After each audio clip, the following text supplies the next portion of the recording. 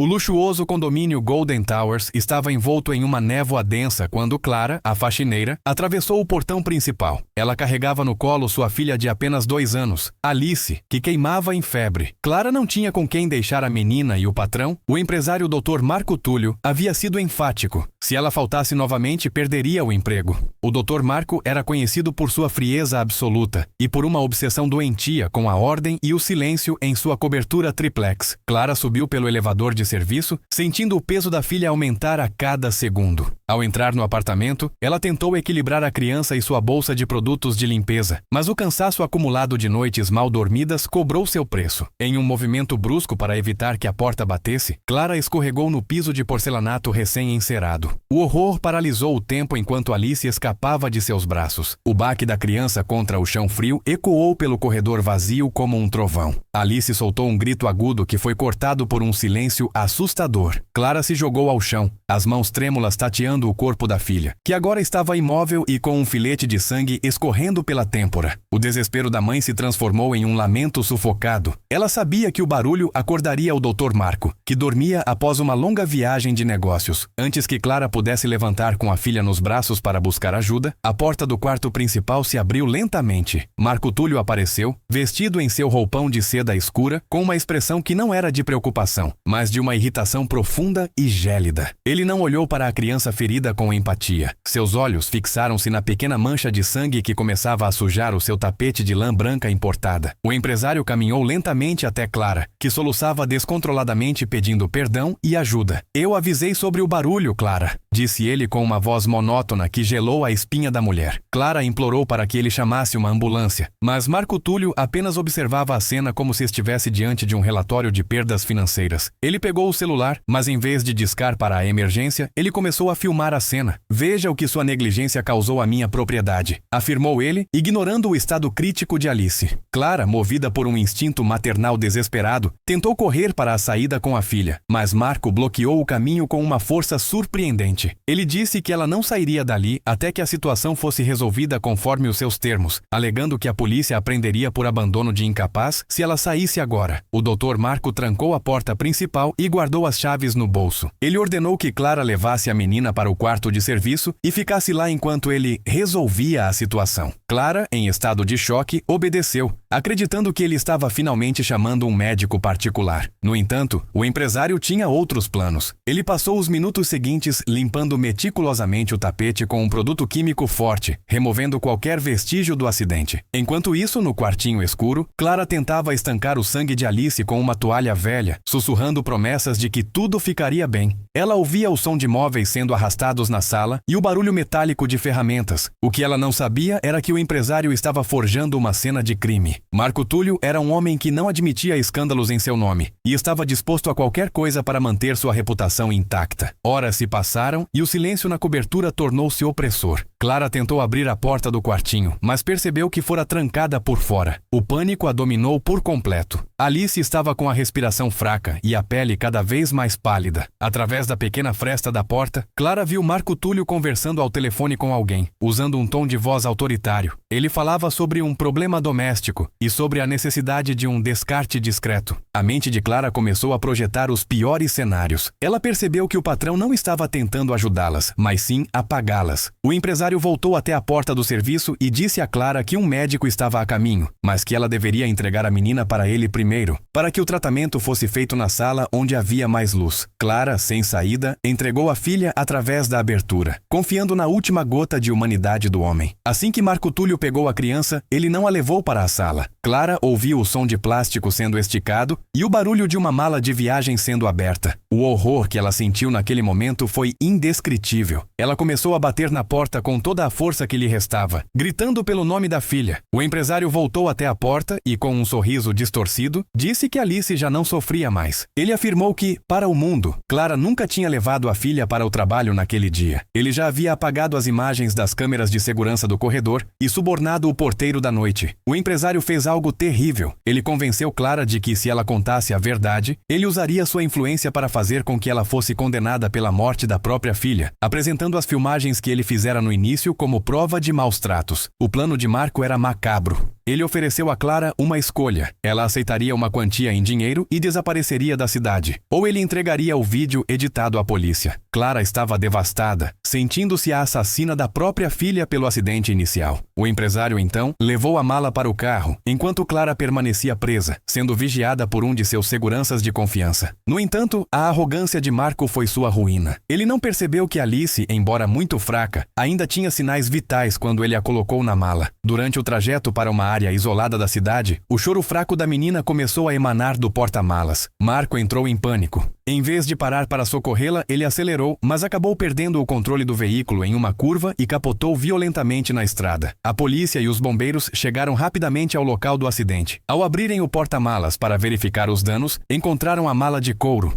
Um policial ouviu um gemido vindo de dentro e, ao abrir o zíper, encontrou Alice. A menina estava em estado grave, mas viva. No banco da frente, Marco Túlio estava preso às ferragens, consciente, mas incapaz de se mover. Ele tentou dizer que estava levando a menina para o hospital, mas a mala fechada e os produtos de limpeza ensanguentados no carro contavam uma história diferente. Enquanto isso, Clara conseguiu escapar do apartamento com a ajuda de uma vizinha que ouviu seus gritos. Ela correu para a delegacia mais próxima e contou tudo, desde a queda acidental até as ameaças de Marco. A mentira do empresário começou a ruir como um castelo de cartas sob a luz da realidade. O desfecho chocou a todos pela frieza do empresário. As investigações revelaram que Marco Túlio já tinha um histórico de ocultação de provas em acidentes de trabalho em suas fábricas. O caso de Clara e Alice foi apenas a ponta do iceberg de uma vida dedicada a pisotear os vulneráveis. O vídeo que ele gravou para chantagear Clara tornou-se a prova principal contra ele, pois os peritos encontraram a versão original sem cortes, onde ficava claro que ele negou socorro deliberadamente. Marco foi condenado a décadas de prisão por tentativa de homicídio, cárcere privado e ocultação de cadáver. O empresário, que tanto prezava pelo seu nome, viu-se transformado no vilão mais odiado do país. Alice, por um milagre médico, recuperou-se totalmente das lesões da queda e do trauma do acidente de carro, crescendo sob a proteção da mãe. O final da história trouxe uma justiça poética. Clara recebeu uma indenização milionária dos bens confiscados de Marco, o que lhe permitiu fundar uma instituição de apoio a trabalhadoras domésticas em situações de risco. Ela nunca esqueceu o peso do corpo da filha caindo,